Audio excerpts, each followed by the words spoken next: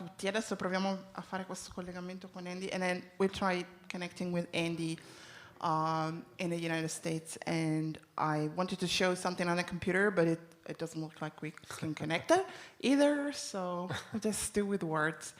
And I'll take a chance to remind our nice host, Mathew Ingram, who's so kind to actually lead this conversation, that he's going to have a panel almost right afterwards at 6. What is it going to be about?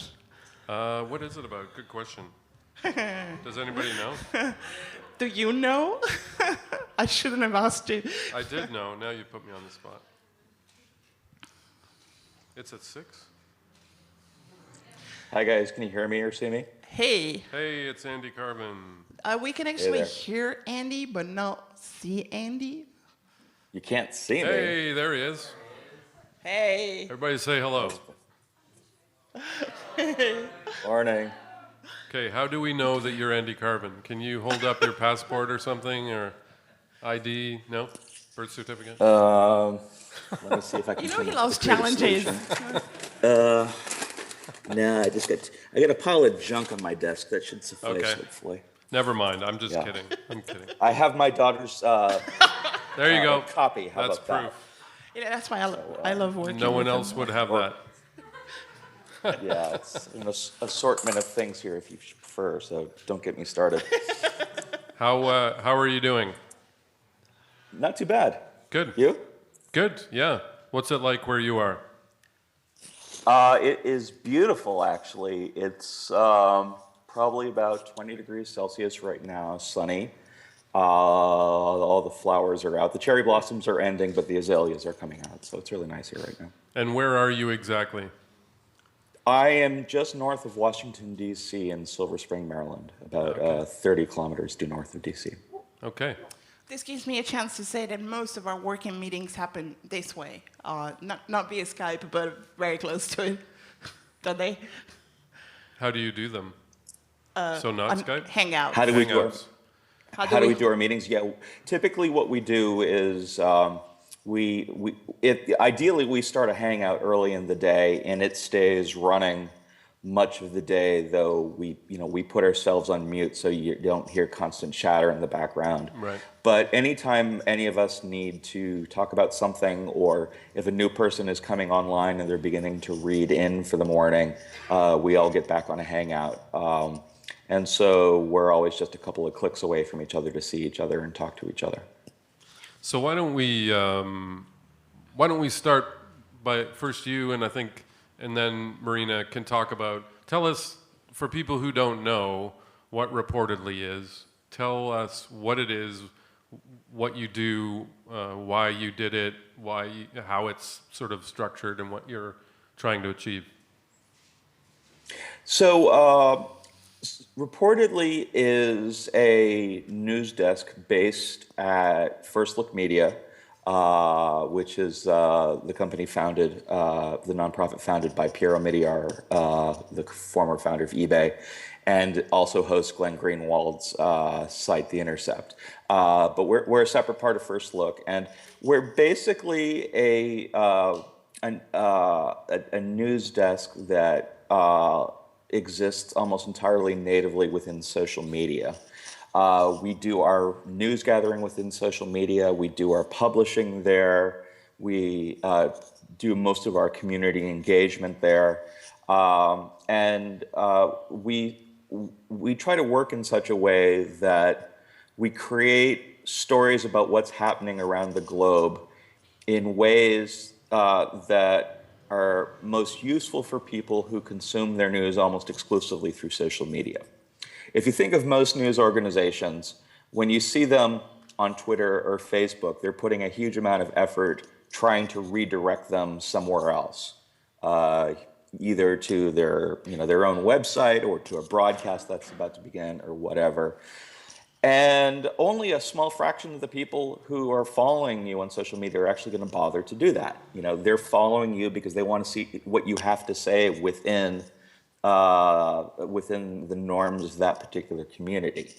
And so we spend a lot of effort trying to engage people directly on Twitter, on Facebook, to a certain extent Reddit as well, to help them get a better understanding of what's happening around the globe, especially related to conflict issues and social justice issues. And a big element of that is focusing on stories that are beginning to emerge or rumors that are beginning to spread. Because all too often, most other news organizations, when they hear there's a rumor out there, they generally sit on it and wait till they know what's going on before they comment on it.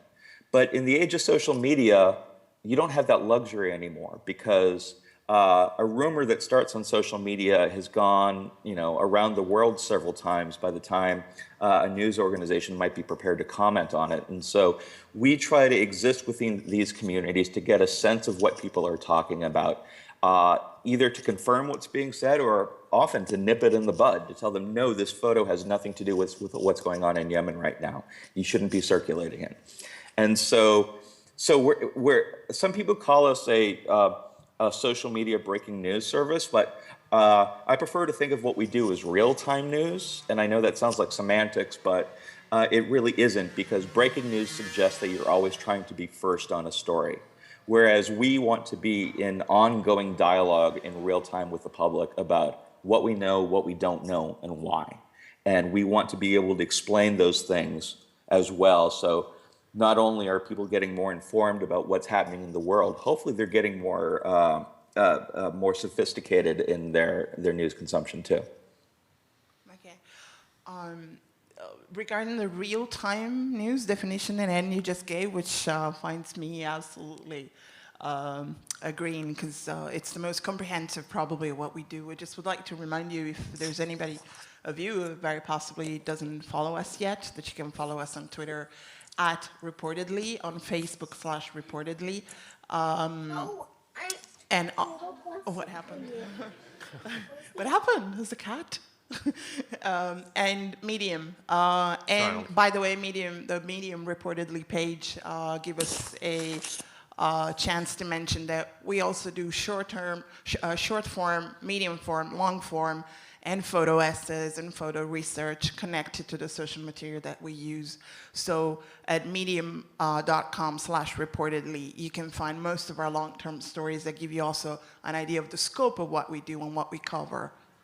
But I guess the key is that you, other than Medium, which doesn't even have everything you do, you don't really have a website in the way that most media entities do. I mean, you exist in different social spheres, and you sort of, your activities occur within those networks. They're not sort of just links to content that exists elsewhere. Yeah, we don't have anything at the moment. Our intention all along was to develop a website that would best suit the type of work we're doing across social media, but we felt in order to do that, we first needed to have some experience doing what we do on social media. And so rather than launching in January with a web presence and a social media presence, we decided to start with social. And sites like Medium and to a lesser extent Storify have been perfectly fine and sometimes really useful for helping us tell longer form stories. And so later this spring, our plan is to roll out a website that serves essentially as a dashboard of everything we're doing across social media, as well as a place to contain some of the stuff we do that just doesn't really fit the mold of any of the social platforms that are out there.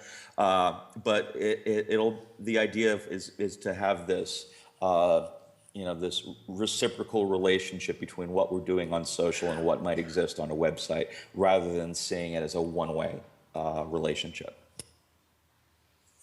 And will there be, I'm just curious about, will the website have sort of two-way or multi-directional features where members of your community can interact or contribute content? Not initially.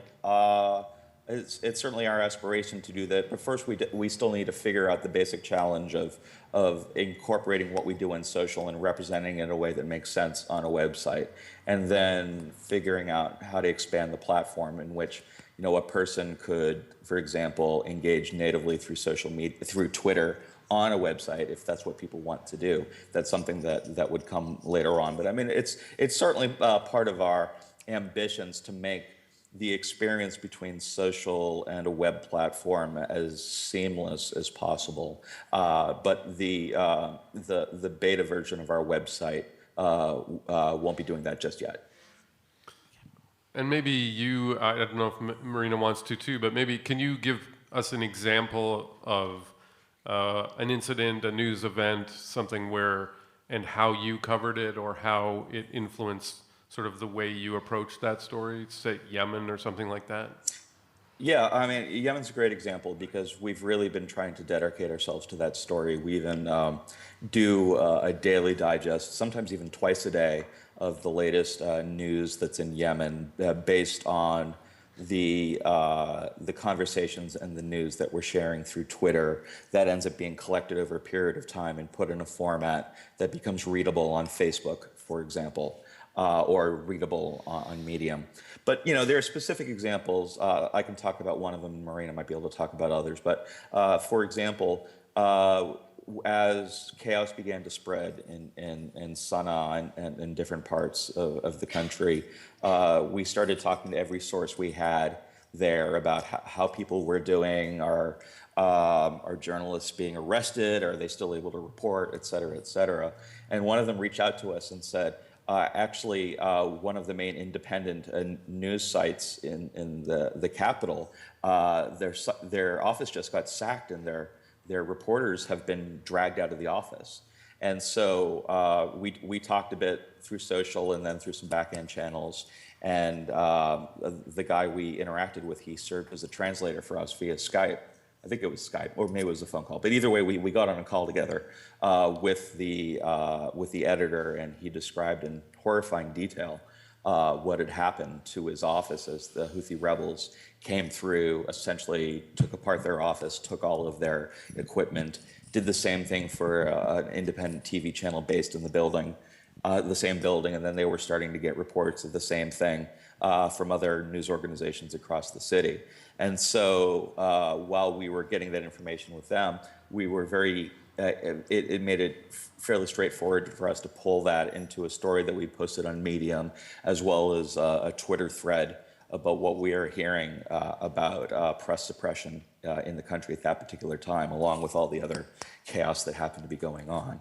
So that's kind of a good example of how a story, one of our stories, it begins on social media and may end up having a more permanent home on a place like Medium, but then reflects back to social media and continues the conversation again. So we really try to have this virtuous cycle where a story doesn't simply end just because it's been posted somewhere. And if anything, that serves as a launching point for further conversation via social media. Yeah, Marina, I mean, do you have any other examples with Yemen you want to share? Yeah, sure. If we stick to Yemen, just to give an idea what the example that Andy was giving us now is the perfect example of one window that we open from a general theme, which is Yemen for us, which we, because of the sensitivities that as a team that we have, Andy has, and as a team that we have, that we feel so close to what's happening in Yemen for obvious reasons, but it's also a very complex situation. So we had to kind of break it down into different threads, and that happens very naturally because that story that Andy explored was a unique story because nobody else had it, and it ended up being a Medium story. But it was actually a very traditional interview at the end of the day. It was something that was born social and then became an interview, an exclusive interview, actually. One of the kind of work that we do on Yemen, and we do that every day, we just keep this frame of a daily diary that we kind of create during our European shift, and then we publish and hand down to our US shifts, which our LA team is able to cover until very, very late. So we cover a span of maybe 18 hours. So they pick that diary up, and most of the action, unfortunately, the sad action in Sana'a and Aden happens at their time when it's nighttime in Yemen, and they pick it up and update it. So we kind of have an updated daily diary of Yemen the whole day through. From that diary, a lot of different threads come, and one of these threads is aid. There's a huge emergency about aid, food, fuel, gas, shortages, medical supplies and also medical expertise in the forms of surgeons needed, especially in Sana'a, but most especially in Aden, which is the most obscure situation because it has both the airstrikes from the Saudi and the battles in the streets. So what we did, we just kind of picked a thread, which was, let's talk to the International Red Cross. They were tweeting actively from Sana'a. So if anybody of you wants to follow them directly, you can. You can follow Doctors Without Borders, UNCHR, the International Red Cross. They're all very savvy at using Twitter, and they're actively tweeting from there. But sometimes they just tweet titles. Well, we want to know what the situation on the ground is, so we just called them. We picked up the phone and called them. We called the International Red Cross, and they gave us a general picture of what was happening in Sana'a and Aden at the time when a plane with aid was blocked. And we were then able to follow every day, like a diary, this plane being unblocked, permission for this plane landing being unblocked, and then permission for this plane being unloaded, and aid and surgeons coming by boat to Aden, being able to be, then placed into all the different situations they were most needed. Aid is one thing, and with aid comes photos. A lot of aid organizations and charity organizations do have direct photos of situations, and they're most of the time they're more verified than others. Yemen is a very tricky situation. So we kind of developed all these stories, and of course one other story is daily life in Sana'a. We know directly from tweets from Sana'a that they're suffering electricity blackouts for 24, 48, and 72 hours. They take photographs of their empty fridges and so on. So, Andy, I wanted to ask you, and Marina, obviously, how do you determine, you've got people around the clock, you've got a whole globe, you've got the entire internet and billions of tweets, every hour. How do you decide what to cover and what not to? I mean, you're a small team. What sort of criteria do you use? Well, the first thing we do is, like I said earlier, we're interested in stories related to social justice and conflict, but we don't limit it to that entirely either. We're increasingly covering the drought crisis in the Western U.S., particularly in California. We've got aspirations for doing more environmental coverage. But I'd say if you had to ask what we're known for, I'd say it's for things related to conflict, the plight of refugees, the social justice movements, police brutality here in the U.S. Those are the types of things that we care about. So there's a human rights strain that runs through the vast majority of our reporting. So you start with that. And then we take a look at whatever stories are going on in every given day and try to ask ourselves, which one of these stories can be best told through how things are taking place through social media or through people we can contact through social media? Because let's face it, there are a lot of stories out there that just get beaten to death by all sorts of other news organizations. So like when Hillary Clinton announced her decision to run for president here in the U.S., we didn't tell everyone to stop what they were doing this weekend and spend the weekend preparing to cover that, because what do you have to add to that, really? Things like that in a political horse race are going to happen anyway. But while everyone's taking their eyes and turning over to what Hillary is going to do next, or what Jeb Bush is going to do next, another explosion just hit a market somewhere in Yemen. And so we try to stick with stories that we feel news organizations have taken their eye off the ball sometimes. But we also try to pick stories related to social justice, human rights, etc., that can be told and amplified in a certain way because social media happens to be very good at that particular story's angle. So to give you another example of it, like when the Charlie Hebdo happened. The Charlie Hebdo attack happened less than 48 hours after we launched. And so understandably, we were scrambling to figure out how we're all coming together as a team to cover this. And as news organizations were focusing on where are the police going now, what do we know about the suspects, et cetera, we started noticing conversations happening around certain school districts in France where young people were saying that the third suspect had been in class that day, that morning, at the same time that the shooting actually happened. And people started, these young people started defending him. And unfortunately, a small number of news organizations were rather dismissive, saying, oh, these kids don't know what they're talking about. Well, what if they did know what they were talking about? And so we directed a decent amount of our energy for a good part of that afternoon to piecing together all of the conversations that these students were having. Basically mapping out the social network they had among themselves, mapping them out through Google Earth and street maps to get a sense of how they were spread out and compared to where the police were going and all that.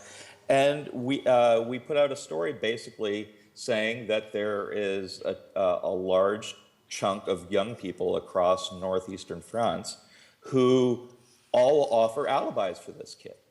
And within 24 hours, the police acknowledged that they had the wrong guy. He was merely, I think he was the brother-in-law of the attackers, but wasn't involved in any other way. And so they let him go and all charges were dropped.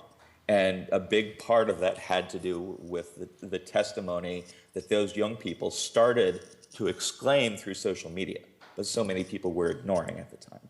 And so that's kind of an example of there's a big story going on, but how can we add value to it by looking at it from a different angle that may not being pursued by everyone else? Marina, do you have any examples other than, say, Yemen? I just wanted to raise, I just forgot one other thread that we cover in Yemen, which is a good example of how something that is treated generally by mass media, like evacuations, foreigners' evacuations from Yemen.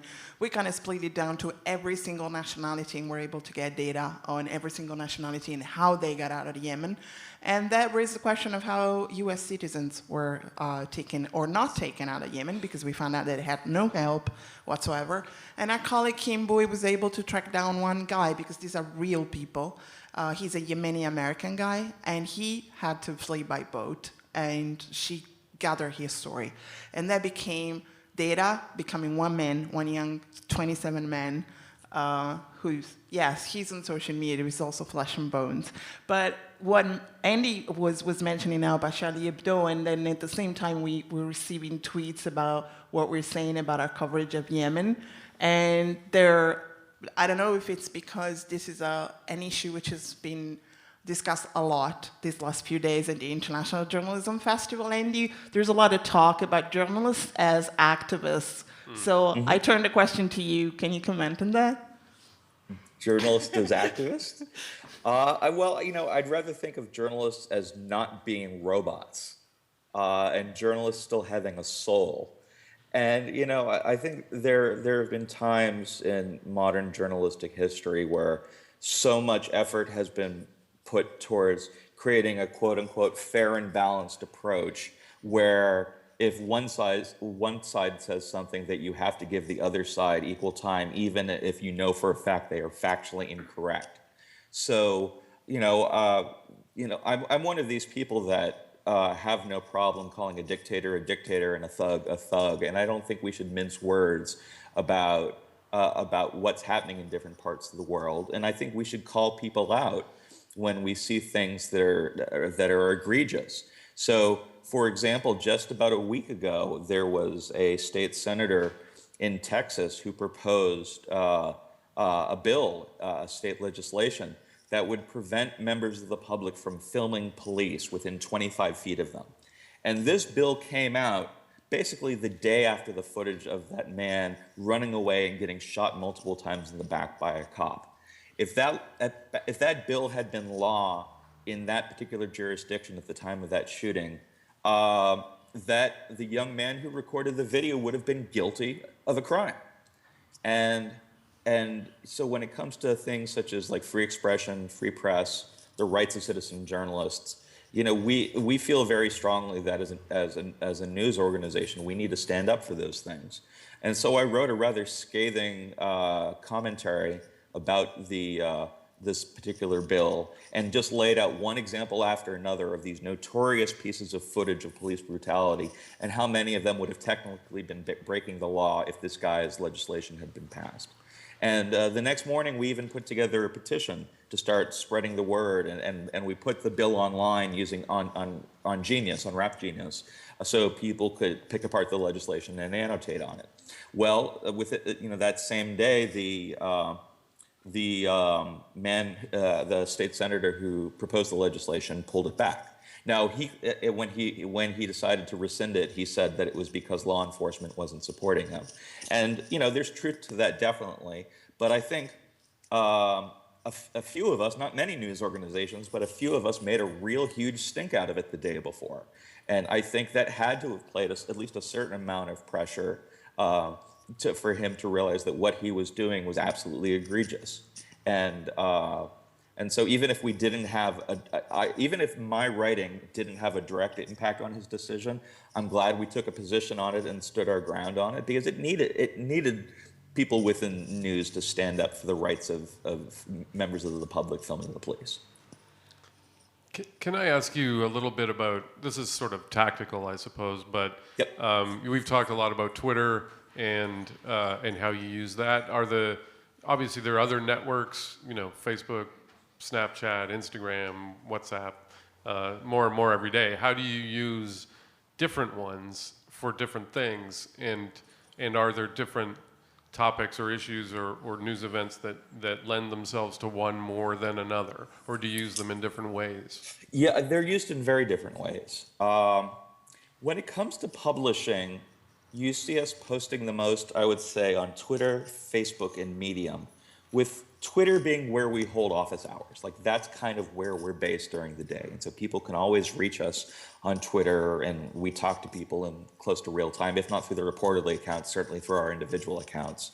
And so Twitter is where we do the largest chunk of our conversation and our news gathering. Facebook we use in a couple of different ways. We use it to post summaries of what we've been collecting across social media, so these daily digests on different topics. But we also really, utilize a lot of Facebook groups, many of them which are private. Like I'm a member of a number of Facebook groups on Yemen, for example, and Syria. And so Facebook remains a huge news gathering tool. Oh, and one thing about Twitter I forgot to mention, we have an enormous archive of Twitter lists, over 200 Twitter lists, representing pretty much every country in the world, a lot of major cities, and a lot of major news topics that are open to the public. Anyone can go to the reportedly Twitter account and look at our collection of lists and follow the same lists that we're using. And so we use it for news gathering, but we also make it available as a public service. Reddit,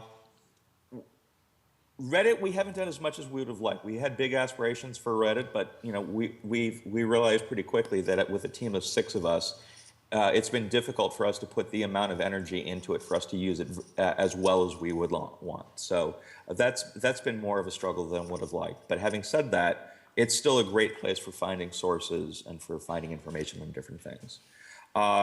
We don't publish on YouTube at the moment, but we spend a lot of time on YouTube as well as on Instagram and other visual platforms for news gathering, especially geolocated stuff. And so we have various streams open at any given time looking at the latest footage coming out of different cities in Yemen, or we'll be geolocating a march that's going on in Istanbul.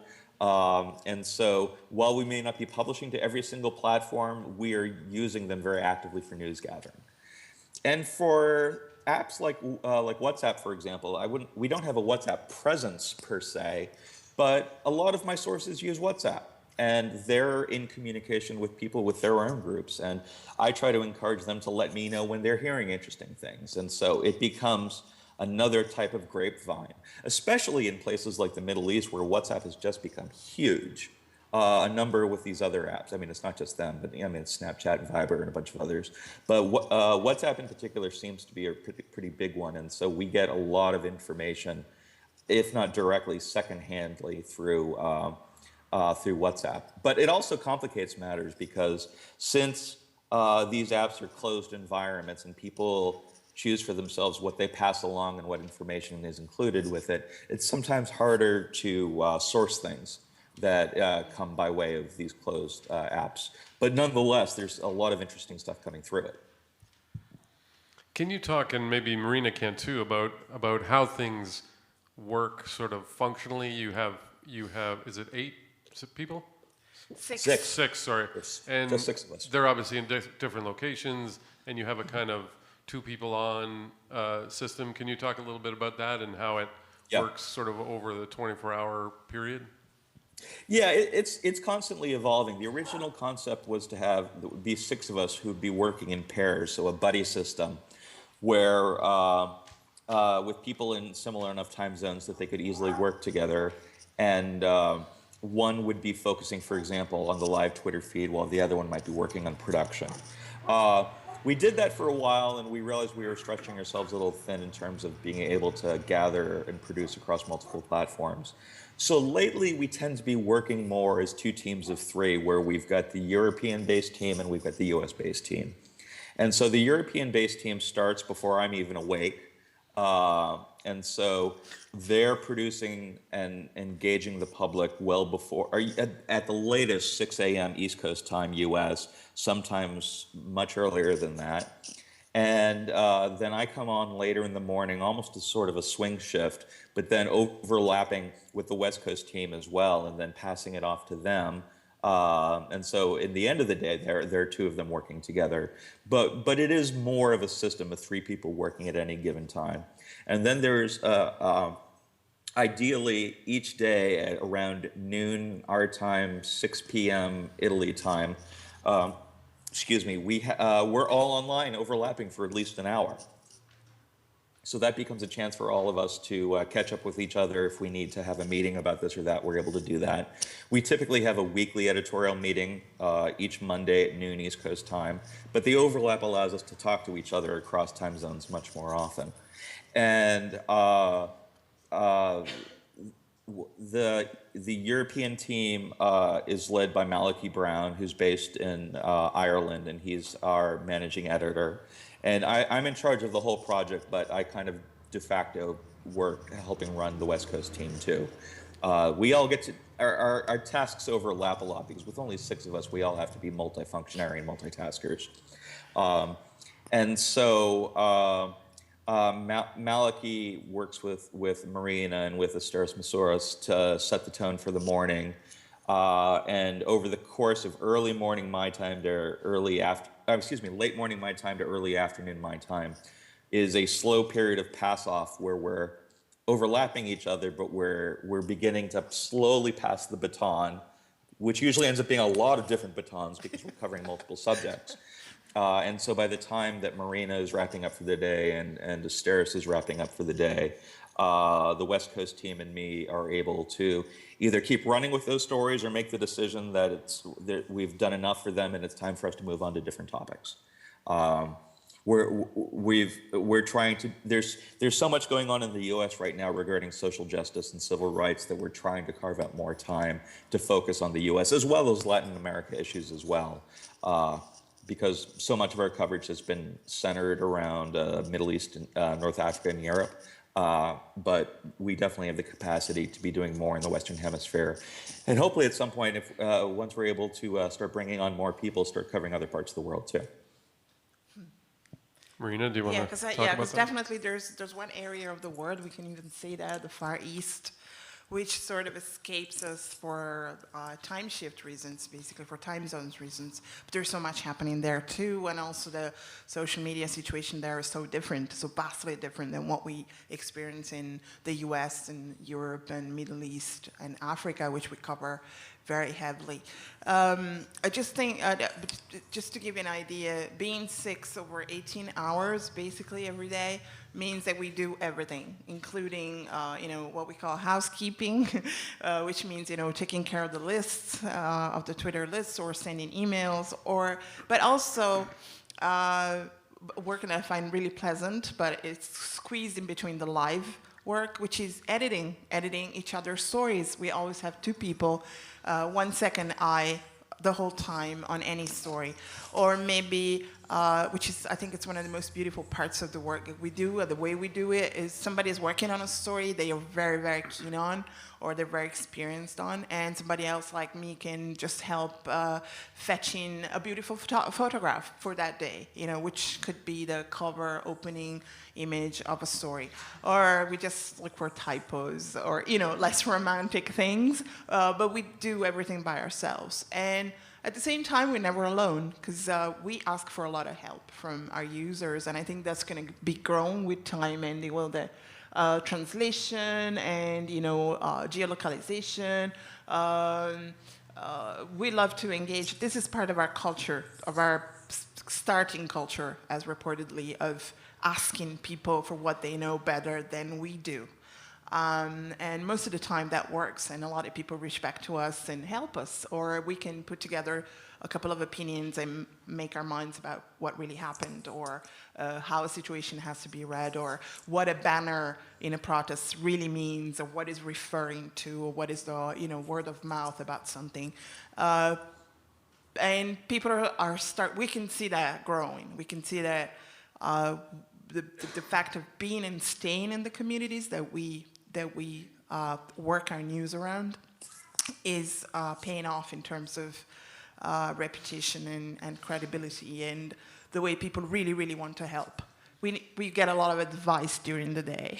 Can you give us an example, sort of how you got feedback or useful information from users about something?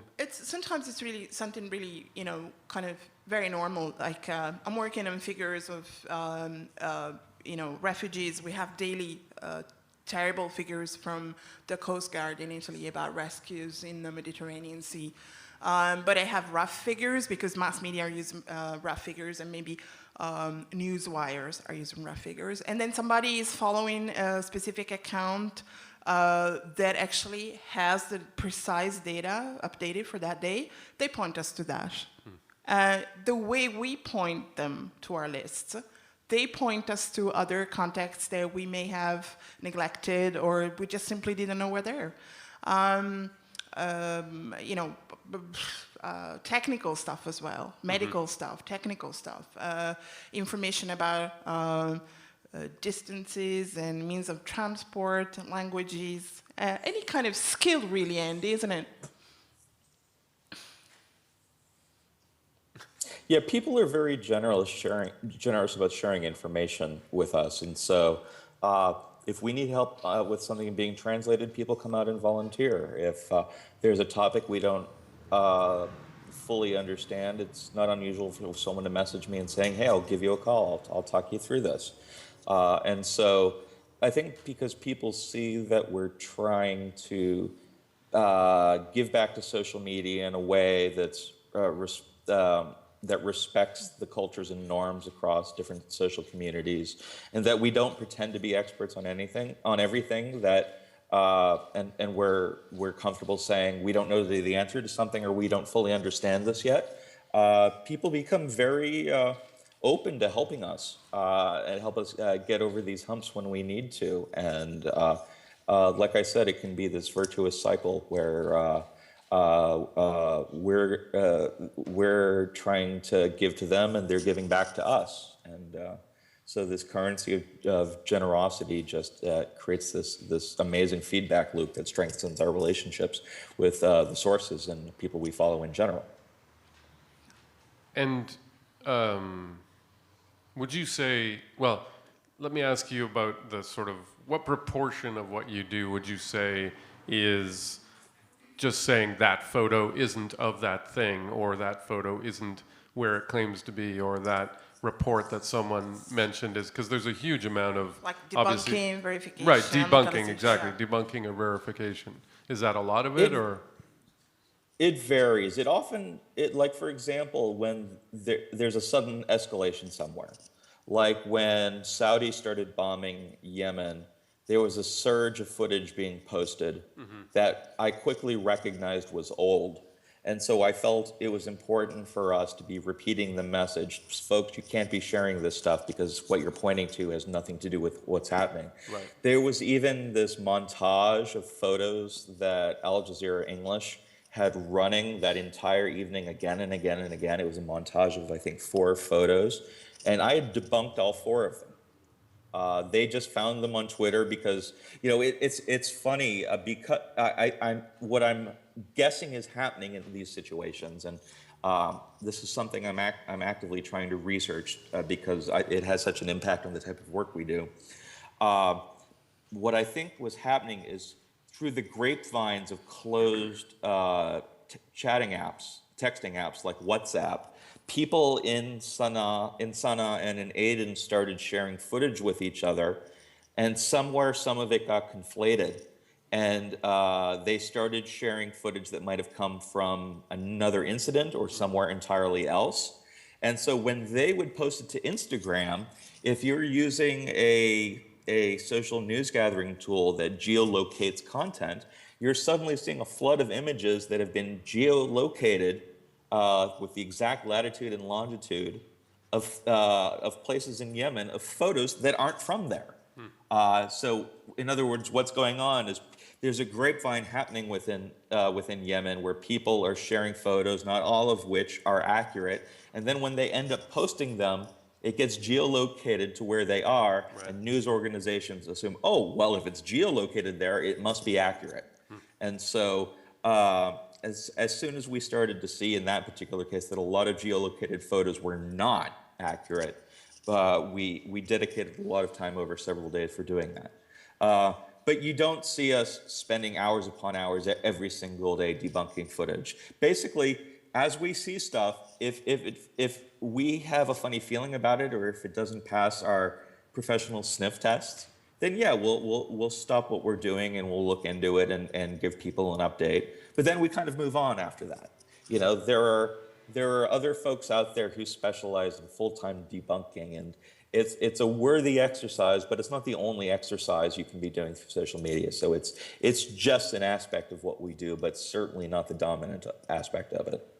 I would add to that there's a lot of experience, especially with Andy and Maliki, about verification and debunking. Sure. But I would say we use it always in a context. We don't really waste time showing that a video from Ukraine is a fake or an old video, which happens a lot more often. People don't usually post things for the fake things for the sake of fake, right? Or it's usually an they just accident make or, mistakes, yeah, or yeah. they're just in good faith posting stuff without quoting a source, or honestly believing that it's a genuine photo or a genuine timestamp, while it isn't. But it does happen. But say we have a video, we have to stop when there's a video, when there's a news circulating that a civilian bus with people going to work or school has been hit in Ukraine during the ceasefire, during an agreed ceasefire, and there are civilian victims, and we have to look into that. If there is a video corroborating that, it is worth spending maybe a couple of hours of our time to check this and against what is around it and what is the triangulation that we can operate around it to locate this video and who posted it, and maybe get back to the original poster if we can. But usually there is a context. Usually there's a very specific reason for doing that. And that happens a lot with conflict pieces, right? But but at the same time, if I'm looking at using some news gathering tool to geolocate footage from a certain place, and I'm seeing the same incorrect footage being shared again and again and again, then I usually jump in publicly and say, hey folks, this thing that's being circulated, don't use it, it's BS. Or I'll write back to the people who shared it and say, check your sources, this is actually from Gaza, this is not from Iraq or whatever. But then we move on and go back to our work. And so we don't spend our time figuring out how many stories we're going to debunk in a day. But if there is stuff that's circulating we're suspicious of, I think it's an important public service of ours to nip that in the bud and tell people, stop circulating this. You've got the wrong thing, and this is how we know it's wrong. Any questions? Yeah, do we have a microphone? sorry to spring that on you. So we He's have, coming, he's coming. yeah, we have a handheld. There was one up here, I think. One here, one there. Let's start up No, front and then we'll move back. Cominciamo da qui, da davanti, perché è stata la prima. Whoever seems most eager. It's okay. I work as a news editor for an Italian news website, and the reportedly team list is a fixed column on my tweet deck. So your job is really precious. You influence my agenda setting a lot. And have you ever thought about us to pay for your service? There you go, Andy. Because it's really People precious really want and to pay. I would pay. Yeah, we're not there yet. It's an interesting question. I think we're lucky that we work at First Look Media, where we were basically given the budget to spend the year experimenting and see where the chips end up falling. And so I haven't had to spend the first 3 months of our operation thinking about, how are we going to make money off every little thing here? Instead, I've been able to focus on how are we going to do this story better. And it's been it's been very liberating to have this initial period where we don't have to worry about those things as much. But having said that, if there are things that we're doing that come along that could potentially be a source of revenue, I mean, we wouldn't want to ignore that either. What if she but we just also wants need to figure out what's in everyone's interest. What if And she just so- wants to send you some money through PayPal right now? Would that Sorry? be okay? What if she just wants to send you some money through PayPal right now? Would that be okay? No, we haven't even considered that. Like I said, we've got a budget for this first year. Where we are staying within our budget, and we've I think we've been very good about planning how we're spending our year. But later this spring, early this summer, we're going to start figuring out what we're going to be able to do for year 2 and year 3, and who knows what comes up out of it. I don't have specific revenue models that we've identified that we're going to embrace and start charging people for or anything like that. It always makes me smile when people say I would pay for your Twitter feed. But at the same time, it's something like that it's hard to enforce, because even if we let's say kept a Twitter feed private, and after someone made a PayPal exchange with us, we accepted their Twitter account as a follower so they could access it. All of the stuff that we're tweeting, they could just as easily retweet and take away any revenue value that we created from it. And so we've got to decide, is it worth charging for something that isn't actually going to make us a huge amount of money when it actually is denying a larger group of people access to information that's really, really necessary for people to be discussing right now. And so, of course, we want to be able to pay the bills, but I think there is an element of public service media embedded in the way we think about journalism, because I don't want to be one of these news organizations where we're deciding on what stories we're going to cover based on the number of clicks it's going to get. Right. I don't want to go down that rabbit hole. I want us to be able to say we're committed to covering the stories that we think are important, and we can do them well. Great. And if over the course of our experiments this year we identify some revenue models that have some potential, I mean, no doubt we'll be talking with our business development folks internally at First Look to see if they're worth pursuing. But ultimately, right now, I'm absolutely most concerned about the journalism and make sure that we establish ourselves as a credible, trusted, and reliable news organization, rather than poking people for a penny here and there. Not everyone necessarily knows us well yet. Great. At the back. Hi there. My name's Turi Munte. Hi, Andy. Hi. I was going to ask that question about business models. Given that you've already asked it, can I extend it and say, what's it like working with First Look Media? What's the kind of culture there, and how do they help you and possibly not so help you in pushing out what you're doing? And I suppose the second thing I wanted to ask... That was my next question, actually. Okay, we're just playing past the parcel. My second question, a lot of us here, I think, feel like reportedly it was the most exciting thing which happened in a very long time in news journalism. So 100,000 congratulations for what you're doing. Can I ask the annoying question, which is, what's going wrong? What's not working as well as it should be? Where are things being frustrating? What has not had the pickup that you wanted and the rest of it? Taking Thanks all so my much. questions. Yeah, okay, I'm happy to answer both of those. With First Look, as many of you know, First Look has been in the news on and off over the last year, sometimes more often than on things we'd prefer not to have in the news.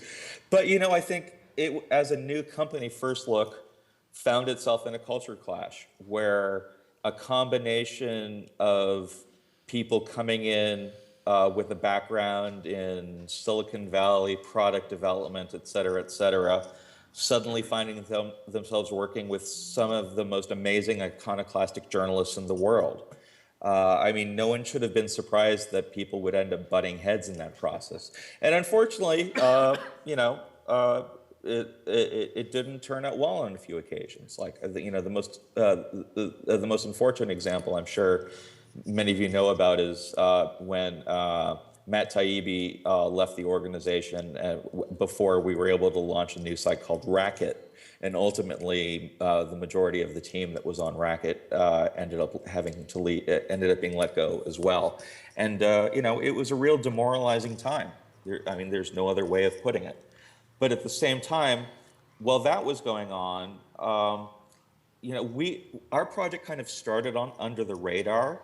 You know, we started by quietly brainstorming and picking people's brains about what we can do and what I want to do and where we might be able to meet in the middle, and coming up with a strategy for doing it on a relatively small, tight budget, and eventually it got to the point where the powers that be that basically said, "It seems like a cool idea. We'll give you a budget for a year and run with it."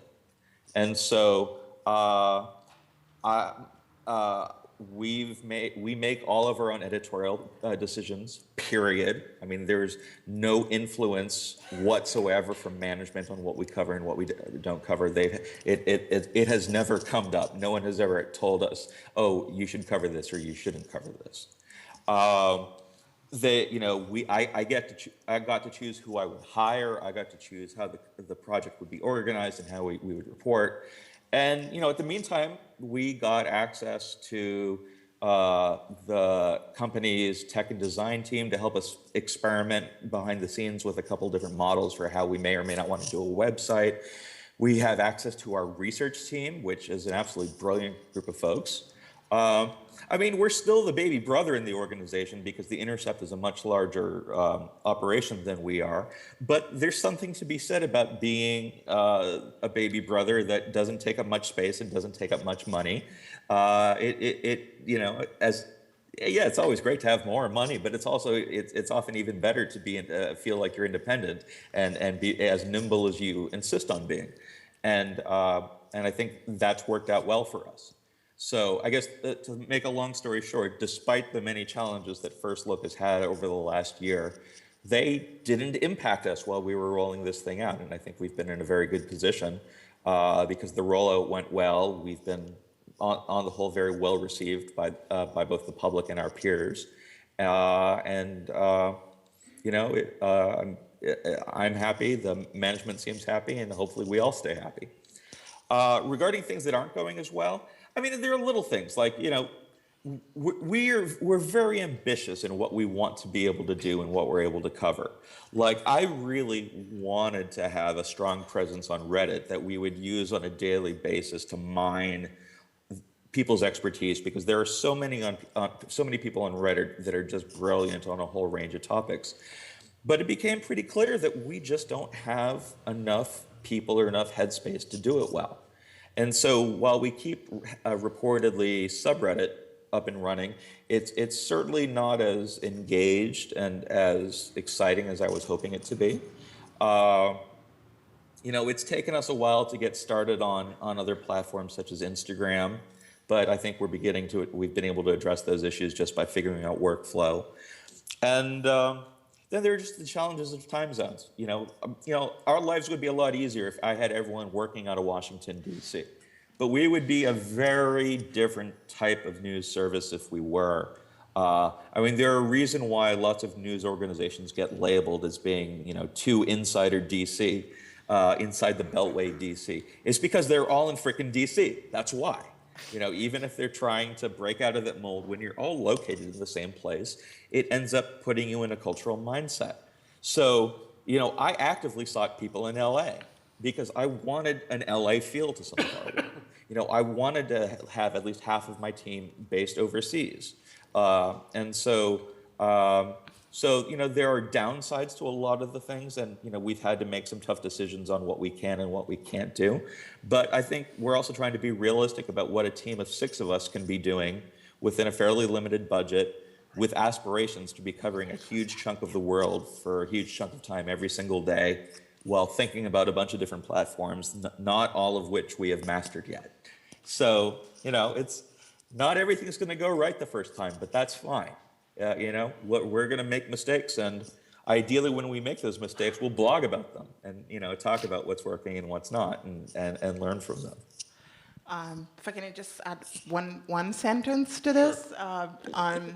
I think it's an extreme privilege in 2015 to be able to be part of an organization where experimenting and making mistakes and starting again, and extreme intentional diversity is part of the mission. I think we're on the frontier of something, and sometimes maybe in the daily grind of what we do, we forget it. But we're definitely privileged in this term because we're working from a place of freedom that is not afforded by many. And also something that I'm very proud of is being part of a team where, we're 3 men, 3 women, 3 Americans, 3 Europeans from 6 different backgrounds, 5 languages. It's a small world, something to be very proud of. And actually, I have to thank the Perugia Festival, because Andy and I met here 3 years ago, so and I know you would have loved to be here today. Congratulations. 3-year anniversary. I think we're almost out of time. I want to ask you quickly, you have about 2 minutes. What does the future look like for Reportedly? So a year from now, 3 years from now, what does it look like? That's a very good question. I think we're still in a phase where we're trying to figure out how do we feel, to get to a point where we feel really great about the type of reporting we're doing right now. We're getting there, but we're not fully there yet. And then comes the question, what aren't we doing well yet, or what aren't we doing at all? Geographically, there's a huge swath of the world that we're not covering that I think we need to deal with eventually. We haven't had a chance to explore video much. We haven't had a chance to build out tools or platforms that make engagement with the public across platforms possible yet, or coming up with new tools that fill the gaps between some of the other news gathering tools that exist out there. So there are, what do we look like in a few years? In the best of all worlds, I would love to see it 2 years from now that there are 50 of us working in bureaus all over the world, not only doing Reportedly as a whole, but doing regional Reportedlys on different topics and different cultures, and that we have we've made very smart decisions not only on the platforms we're on, but how to have the communities we've developed there really create this process where our journalism is better because of the public's contributions to it, and that the public become better global citizens because of their engagement with us. I feel like we're doing that on a very small scale right now, but if we could do that on a much larger scale, then I think we'll have begun to make a difference. Are you hiring? Not yet, not at the moment. My budget was very, very specific for 6 of us for 2015. So I hopefully, as we start figuring out our budget for 16 and 17, that we'll be thinking a big part of that conversation will be about expansion. Great. Well, thanks very much for joining us virtually. Thanks, Marina. Yeah, my pleasure. Please give Andy a big hand, and thanks for the questions. Thanks, everyone. Wish I could be there. Matthew Ingram has a panel at 6. Yeah, sorry. Okay, thank you so much. Thanks. Thanks, Andy. Bye, guys. Ciao.